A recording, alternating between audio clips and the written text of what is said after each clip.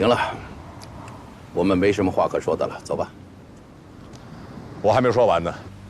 现在我希望谢振宇能够尽快的成长，早一点帮我打败。这样的话，我就可以把我身上的责任交给他，让他扛起来。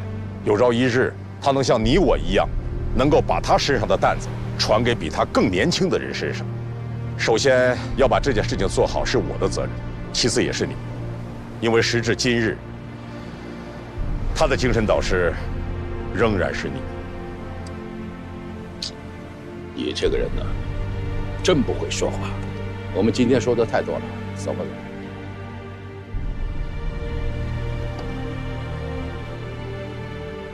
再见。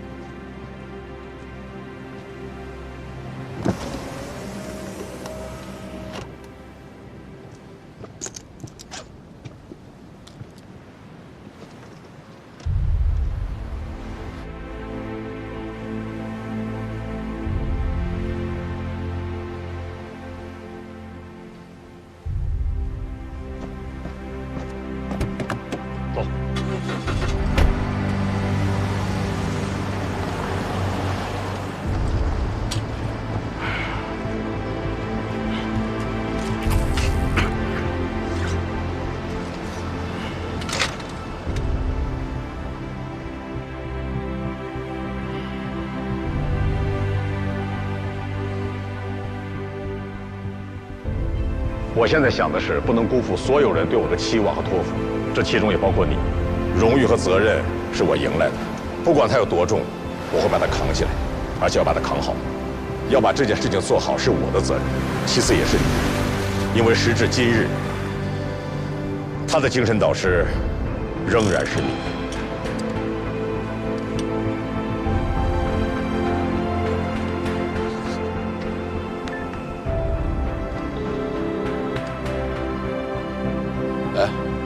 志远啊，是我。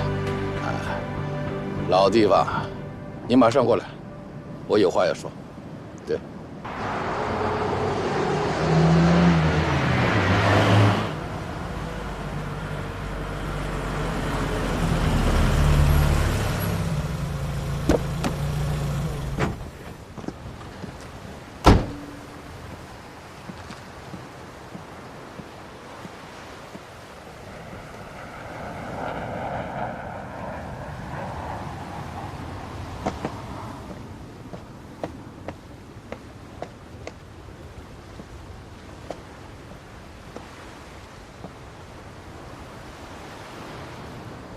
师傅，我来了。你铁了心要退出是非大队，回120团。是的。我看你退役算了。我是在海边出生的，我们那儿的乡亲们啊，这些年一直在搞海水养殖，什么鲍鱼啊、海参呐、山鸡、海菊的。但是销路上有些问题，他们一直想找个能人。帮他们开一家海产品销售公司，我有残疾干不了。我看你退役以后帮他们去卖海参吧，那玩意儿挺赚钱的，用不了多久你就发了。哎，师傅，你别管我，反正从明天开始，我不会再到这里来了。您别这样，您这样我心里难受。你难受什么？承认自己不行，在比你更强大的对手面前认输，不丢人。我没想到你的内心会这么脆弱，真让我失望。是非大队有秦大帝和于涛就够了，他们俩配合默契，思想统一，格局一致，有没有我谢振宇无所谓。你说什么？有没有你谢振宇的无所谓？是吗？是个屁！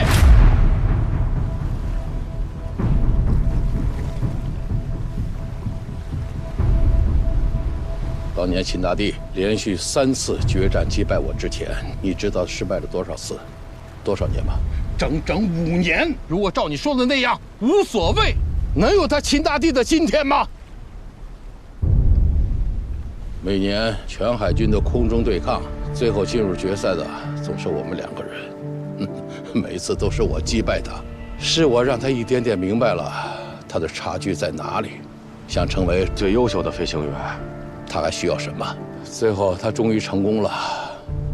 我呢，也弄通了一个道理：一个人的内心，如果强大到足以让他坚持下去，他就总有机会打败他面前那个看起来无比强大的对手。到那个时候，他就成了比对手更强大的人，真正的空中之王。中国海洋和蓝天的主人，从来都是这么练出来的。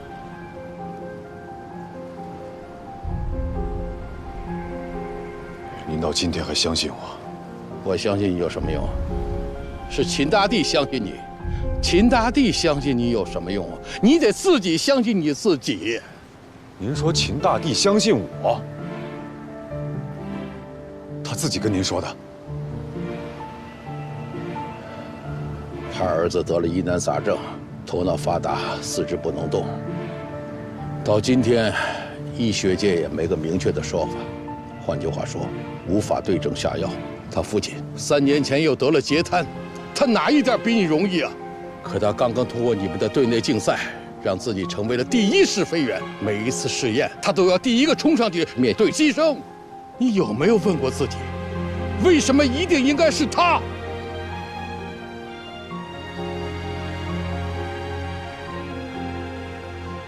？12年了，我终于明白了，我钓不到那条大鱼了。原来以为你能把秦大帝的本事全部学过来，全变成自己的本事，强大到可以一次又一次全方位的击败他，就像他当年毫不留情的击败我一样。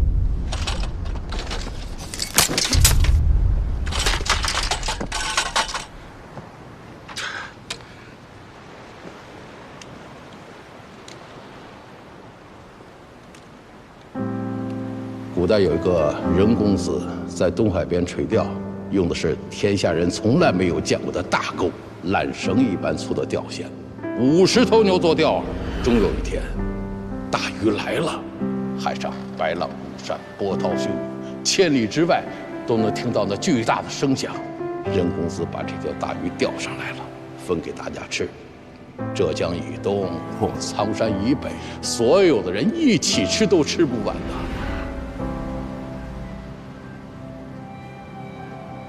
师傅，你也想钓上一条这么大的鱼？师傅不行了，但是我的徒弟成功了，我就钓到了天下最大的那一条鱼。秦大帝相信你有什么用啊？你得自己相信你自己。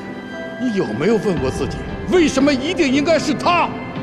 儿子，人可以比鲲鹏飞得更高，因为人的心比鲲鹏的心更高，比天更辽阔。人可以比风筝，比山鹰，比想象中的鲲鹏飞得更高，因为我们是人。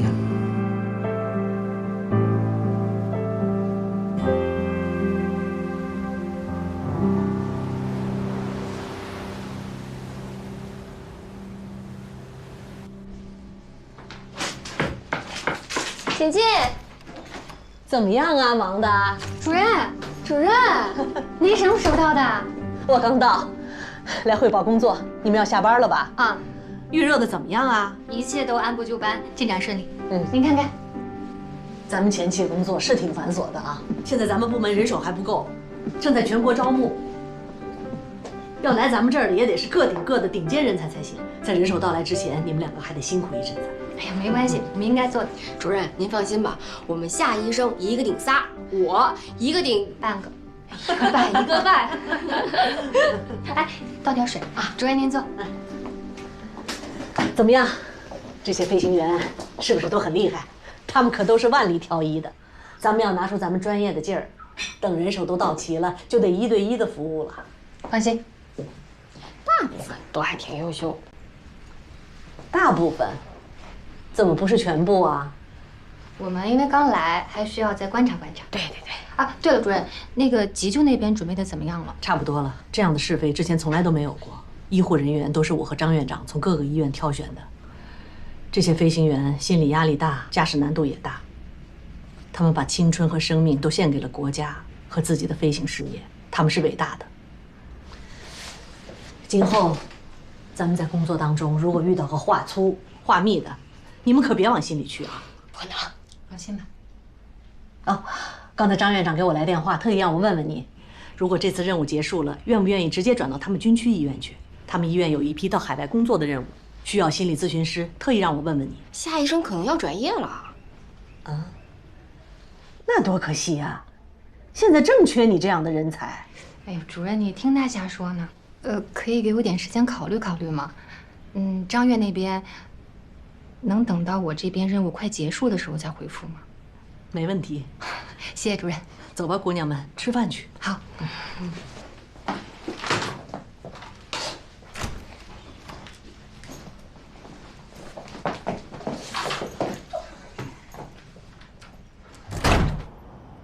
他从这个单位换算到这个单位，这样他就登职了。哦，报告，进来。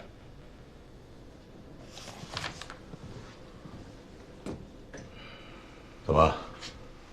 有事儿？大队长，政委，我很惭愧，我请求撤回我的离队申请。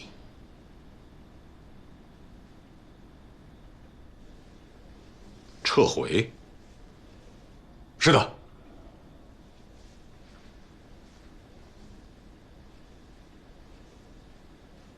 好，我批准了。你回去吧。不用看政委，政委也批准了。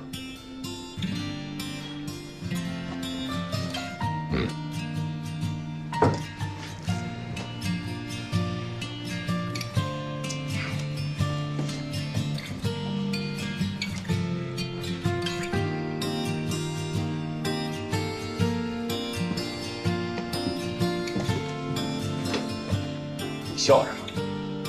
哎，就一个谢振宇撤回了离队申请，就把你高兴成这样。你不要小看我这些小招数啊，有时候挺奏效的。看把你得意的，就你那些土得掉渣的办法，你以为真能治好他的病？谢振宇目前是一块好钢坯子，但是未来能不能成为一块好钢，且得看。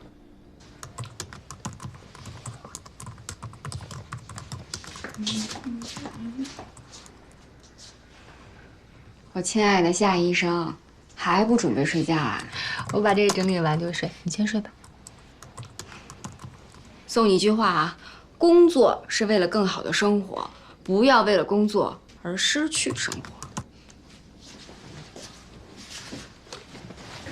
妮娜，你觉得事业重要还是家庭重要？这个就看你怎么选吧。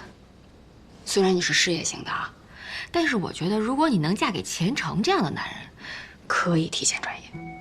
张院那事儿，你就找个理由退了。可我从入伍那天起，我就没想过要转业。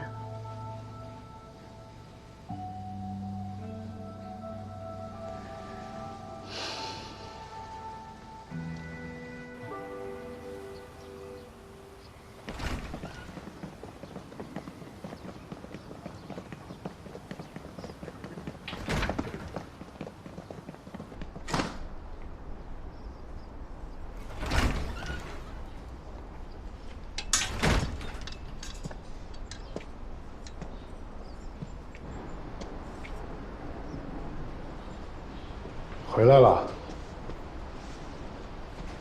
想骂就骂吧，别憋着。有啥可骂的？你心里在想什么，我都知道。你在想，我谢振宇也有当逃兵的这天。长机和僚机是空战中的战术队形，长机负责进攻。僚机负责跟上掩护警戒，僚机所处的位置好的时候，僚机进攻，长机负责跟上掩护警戒。但僚机的主要责任是保护长机，让长机可以把所有的精力都放到攻击对手身上。你做僚机一直做得非常好，我当然做得很好。我康延成做你谢振宇的僚机，整整4年零2个月11天，我一直跟随在你背后。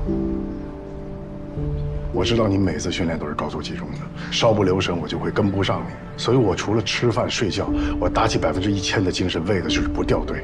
我每天都在重复跟上、观察、警戒、掩护，跟上、观察、警戒、掩护。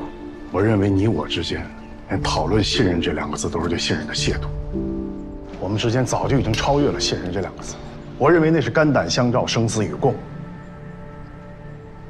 可今天我们还是遇到了这个问题。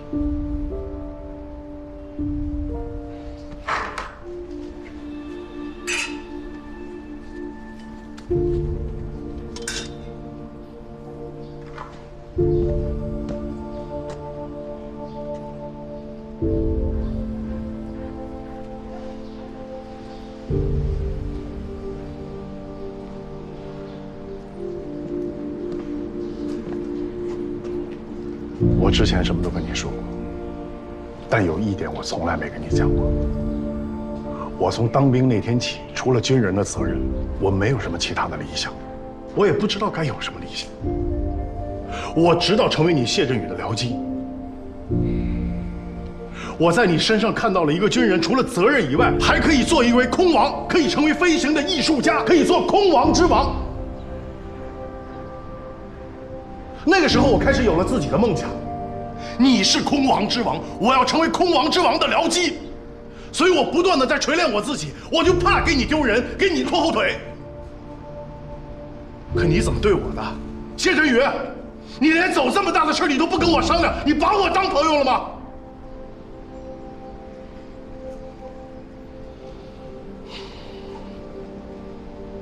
你要认为我是因为你不告诉我生你的气你大错特错，你知道所有的战友都怎么想你离开的这件事儿吗？如果你认为大家都很希望看到你离开，那你简直是太狭隘了。大家都为你惋惜，没有人相信你会真的离开，因为你是独一无二的。像我康延成这样的僚机，可以有很多，随时都可以换，你不可以，你没有资格自暴自弃。你必须留在这里，以你的经验，以你的技术，你没有别的选择，也没有别的退路，这儿就是你最好的归宿，你知道吗，谢振宇？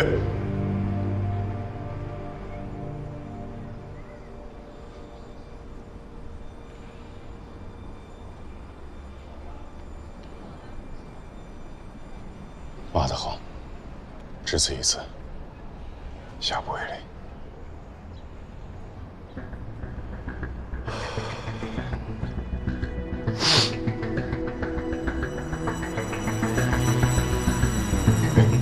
你的理想不是要成为天霸？天霸已当机，我什么时候当机了？你是不是天天希望我当机啊？啊！我就不当机，我告诉你。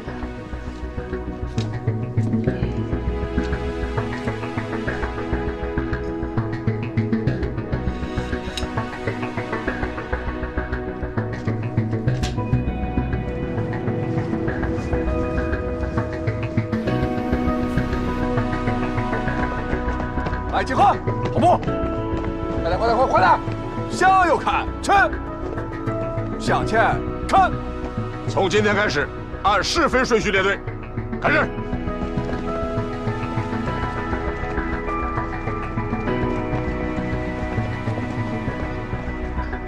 全体都有了，稍息，立正，向右转，跑步走。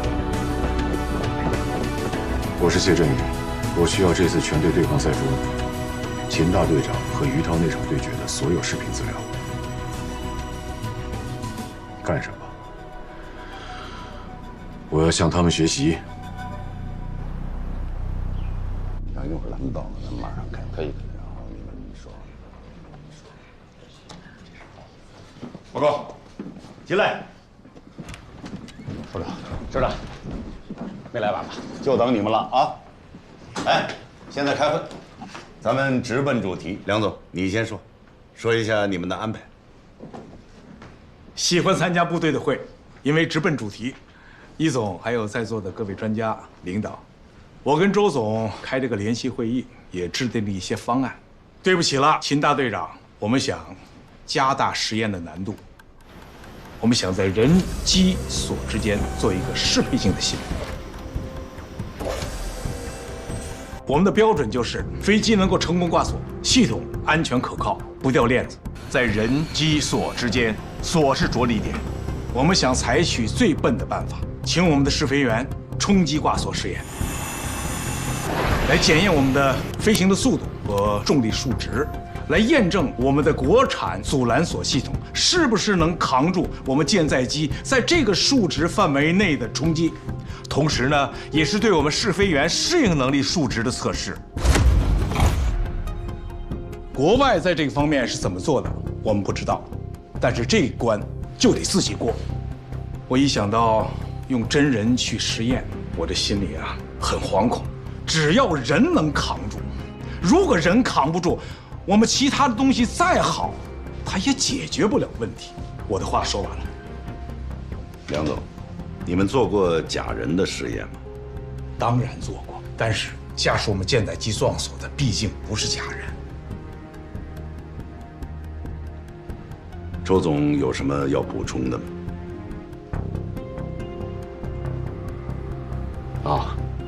我还是说两句吧。我听说试飞大队为了这一次的试验试飞，已经排出了试飞的顺序。部队的这种工作精神、工作效率，值得我们团队好好的学习啊。昨天我跟易总沟通过了，既然我们大家为了一个共同的目标走到了一起，那有些丑话得罪人的话，我还是想说在前面。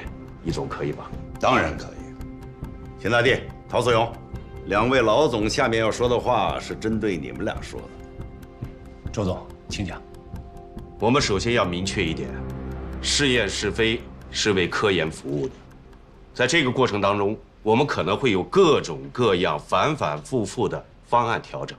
我们的科研团队呢，也会向你们的试飞大队提出各种要求，甚至有一些是难以接受的要求。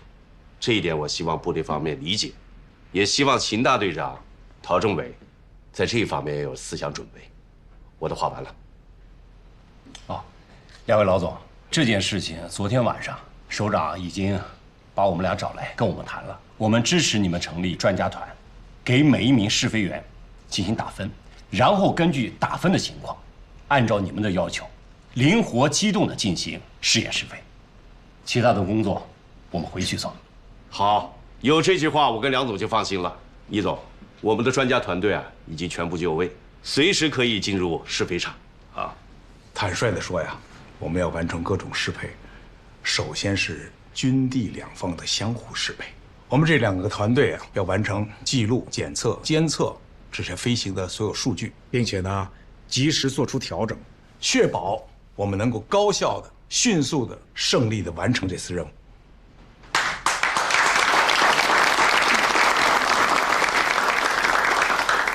好，这个会开得好啊。虽说是短会，其实已经很长了。是这样，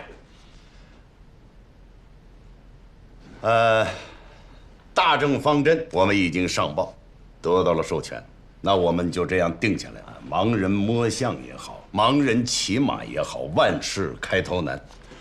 第一步就是一片漆黑，我们也一定要闯过去。明天早上8点1刻，第一个科目的第一次试验正式开始。8点1刻之前，所有的人必须到场完毕。现在散会，地方的同志可以走了啊，部队的同志要留一下，开一个小会。再见，谢谢，再见。好，再见。好，再见。秦大弟，你刚才冲我眨什么眼？有什么话你就说。首长，我没有对你眨眼睛。你没对我眨眼？没有啊。地方的同志都走了，现在就剩下咱们自己人了，有什么话就说嘛。你举什么手啊？你说。首长，我认为今天这个会开得不好，跟您有很大的关系。什么意思？好像试验试飞全是军工单位的事，只要我们试飞大队会开飞机，按照他们的要求去做就好了。是，张司令也一样，好像我们只是他们的试验工具。停，不能这么说话啊！不，首长，陶政委的意思啊，我明白。你什么意思？啊，你也学聪明了是吧？首长，你刚才不是还说吗？地方的同志走了，我们自己人就可以说话嘛。该说的话还是应该说出来，对不对？那你说，我是想说呀，所有的试验完成以后都是要放到航母上去的。舰载机一旦完成了实验试飞，也是要交给我们海军使用的。这些国产的设备和飞机到底怎么样？它需要一个全面的、综合的共识，因为它直接关系到我们海军航母战斗力建设的大事。你没说完，接着说。警察队长，该你说了，你说吧，你是怎么想的？我是知道的。说，首长，我能说几句吗？你搞什么搞？啊，部队3大民主，军事民主那是我军的传统，这马上就要上战场了，有什么话痛快说。好，那我就痛痛快快地说。为了建设一支世界一流的中国海军，我认为啊，我们应该做这次试验试飞的主人。张司令都听明白了，我的意思就是说啊，我们不管地方上有什么标准，我们应该多一个心眼儿。除了他们的标准之外，我们应该有我们自己的一套标准。如果达不到我们的标准，我们就不让他们过关。你不让谁过关？你不让他们过关，你自己就过不了关。那我们也认了。未来设备上了航母，就是我们的武器啊，我们一定要对我们的武器性能要完全心中有数。首长，我军的传统战法就是你打你的，我打我的，就是统一战线也要以我为主啊。这样会加大你们的工作量，更会增加试验的危险程度。即便这样，也应该这么去做。首长，喊什么？散会！首长，您还没表态呢。你们在想什么呢？啊？我们是工作在敌占区吗？舰载机的试验试飞，不是军队一家的事业，是全国人民的。我现在就去找周总和梁总商量，把你们的想法光明正大的落实到试验的安排中去。首长英明，伟大，正确，不是一般的。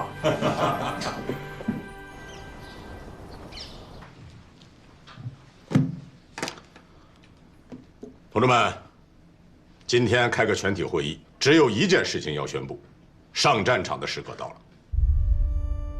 既然是上战场，就要做好准备，不打无准备之仗。我有2点要求：第一是纪律，一切行动听指挥；第二是状态，召之即来，来之能战，去迎接马上就要开始的战斗。接下来，我来宣布几件具体的事情。第一件事，要求一定要慎重出战，这是我军的传统。出战能不能胜，事关士气、信心和全局。我们一定要以出战就是决战的意识，全力以赴打好这一仗，为航母成军这个伟大的战役开一个好头。第二件事情，虽然前一段时间我们通过队内系列对抗赛排出了试飞顺序，但并不是说到了试飞场，每一个科目、每一次的试验试飞都要完全按照这个顺序来执行。既然是作战，我们就要因天、因地、因时，有什么敌人打什么仗，有什么阵地打什么仗，有什么武器打什么仗。具体到我们，就是有什么样的人才、什么样的任务，打什么仗。我是大队长。在大家还没有 LSO 资格认证的情况下，我还是首任代理 LSO 航母舰载机着舰指挥官，有权根据需要灵活安排。安静，不要议论，议论也没有用，这是命令。第三件事是今天上午刚刚决定的，由军工单位成立专家团，跟踪监视我们每一次的试验试飞，给我们这些人打分。不要小瞧了这些知识分子啊，他们给你打了分，就会根据分数来要求总指挥和我调整使用试飞员。不管你现在在试飞大队排在什么位置，只要在这一次试验试飞当中你有好的成绩，仍然有可能被安排首先出场。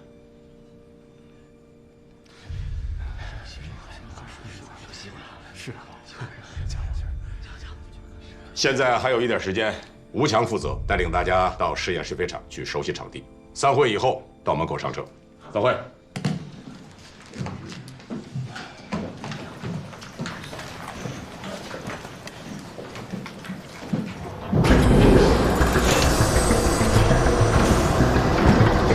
天流板在航母甲板上的主要作用是为了挡住舰载机起飞时释放出的尾焰，并把它们引向两侧还有上方，同时也是为了避免灼伤甲板和为了保护后面准备起飞的舰载机。大家好好参观一下。这回你的机会来了。什么意思？大队长不是说了吗？尽管你现在是第3试飞员，但只要干得好，还有可能成为第1试飞员。规矩都是他定的。你呀，只要别犯错误，别再违纪，一切皆有可能。马上就要开始了，你小子可千万别掉链子。放心，咱们都加油吧。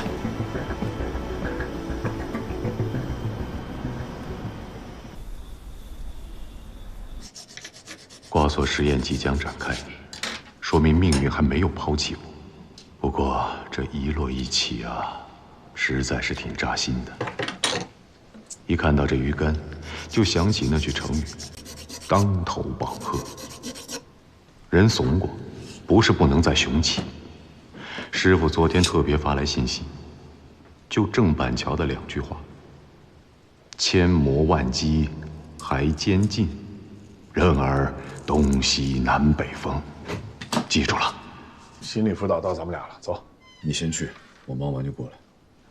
我帮你。哎，别，这事儿我必须亲力亲为。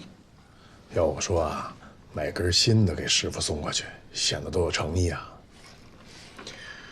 我师傅要的不是杆儿，是我诚心悔过的态度。在那边等你啊。嗯。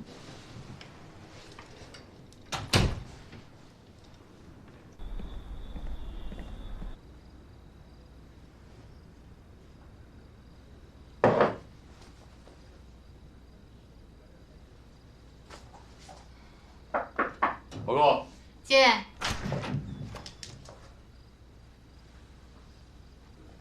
康彦成呢？等不及你，先送柳琳娜回去了。你掐着点来，马上就要吹熄灯号了。你这明显就不想配合我工作啊！我本来也没什么事儿，我能出现在这儿，单纯是为了遵守纪律。你有没有事儿，我说了算。行，那咱们开始吧，简单聊2句。边走边聊。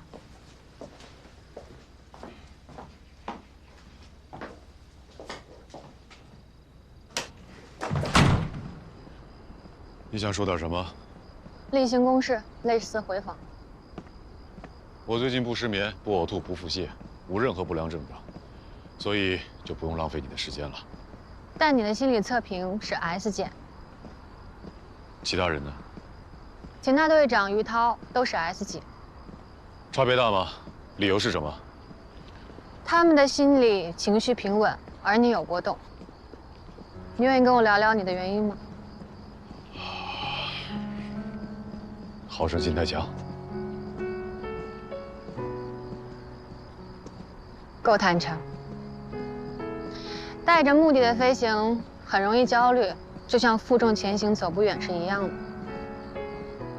你也知道，在世界航母史上有非常多的舰载机飞行员，他们没有输在技术上，反而是输在了不能控制自己的情感和内心，最终造成了巨大的惨痛的事故。所以我希望你能够克服。说的容易，这不单是对你自己负责，更是对航母成军这个伟大事业负责。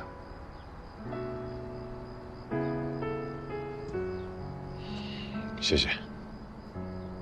我希望你真的懂。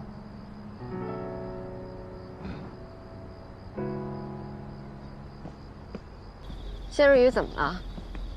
没怎么。不可能，他要是没怎么，夏医生不能单独跟他谈。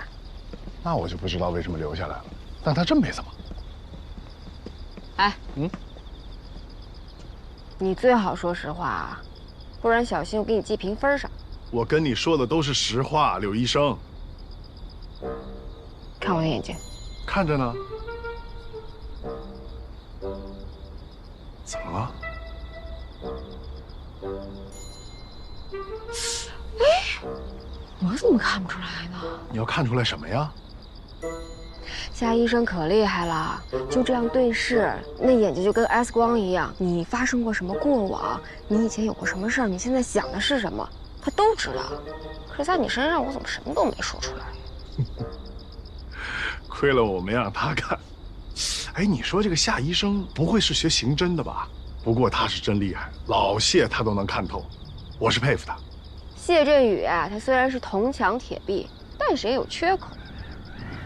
只不过是我没看出。冷了吧？哦，海边城市就是这样的，太阳一落山呢，气温就降下来了。那你干嘛倒着走啊？现在的风速是每秒6.5到7.5米，属于和风。我呢挡在你前面，吹到你身上的风就变成2.3到3.3米，属于微风，这样你就不容易感冒了。惯性思维，保护好长机是僚机永远的责任。哦。啊，到了，我看着你进去。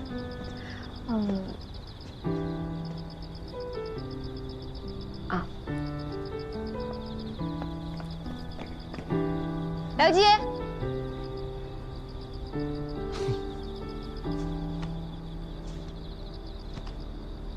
不客气。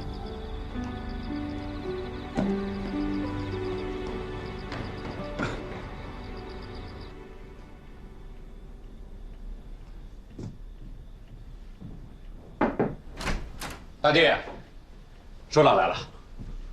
首长，明天就要开场了，我来看看，真准备好了啊！千万不要给我掉链子。报告首长，已经全部准备完毕，坚决不掉链子。你知道我的标准？知道，万无一失，滴水不漏。光说有什么用啊？能不能做到？不能。不能？你说你一切准备完毕了？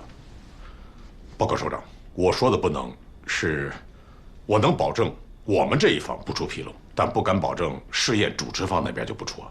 什么试验主持方？我们才是试验主持方。那太好了。出场顺序排出来没有？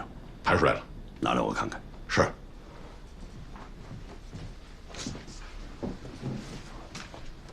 首长，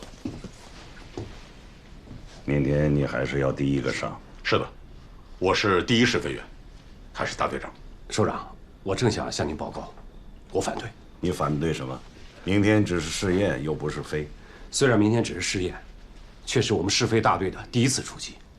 在战史上，出战往往是形成惯例的开始。你是怕他有了第一次，以后每一次他都第一个上，是吗？是的，首长。大弟他不是一般的飞行员，他更是大队长，是指挥员。接受你的意见，但是明天他还是要第一个上。至于以后嘛，首长，我正要向您请示呢。我想从明天开始，按照我们的需求和状态，自主安排试飞顺序，请首长最好不要再插手，可以吗？首长，这个不可以。这个当然不可以。我不是每天都要插手你们的事情，正常情况下，你可以自主安排，但是你每次都要第一个上，还是需要向我报告。是，我走了，我和张司令还要到基地去看一下。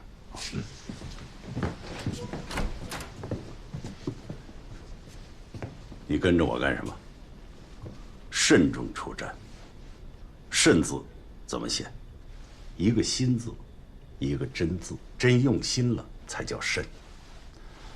今天晚上要好好的想一想，把事情考虑的更周密一些，困难想的更多一些。到了明天，千万不要给我掉链子，万无一失，滴水不漏，不能光嘴上说。是。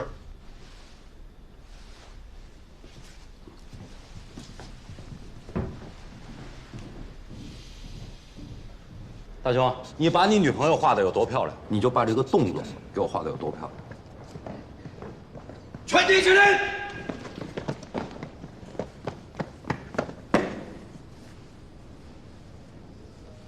首长同志，海军舰载机实验室飞基地特种装备保障大队全队官兵正在休息，请您指示。队长，您改。稍息。是，首席。正在休息，不像啊。这么晚了，怎么还不睡啊？首长，我们就是在休息，我们边学习边休息。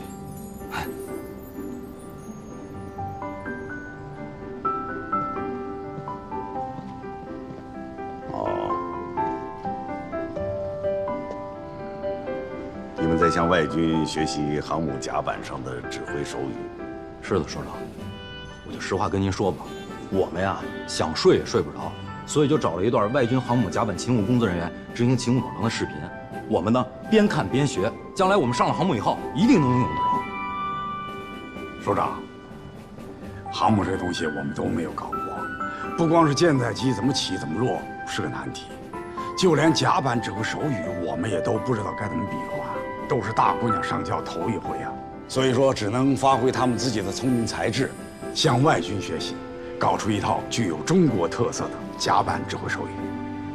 向外军学习，既要实事求是，还要有所创新。是，更要适合我军的军情。是。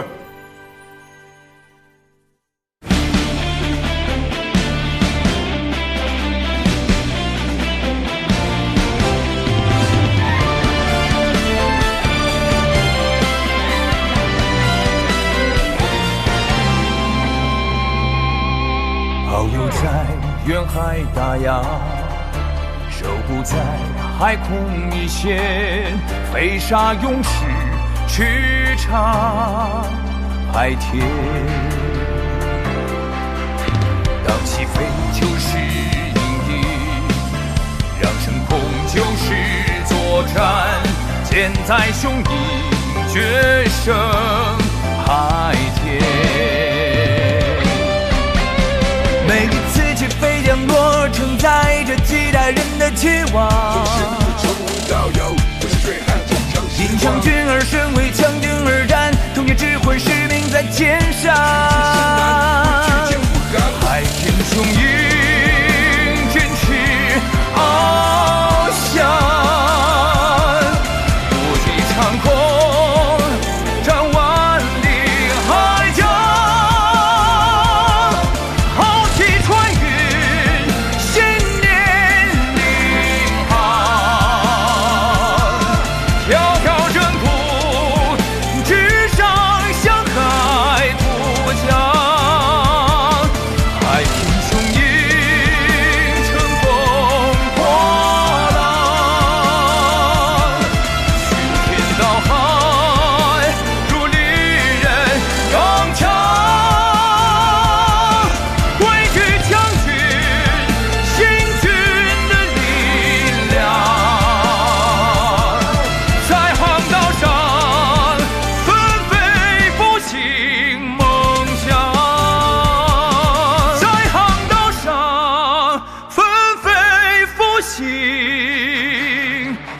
梦。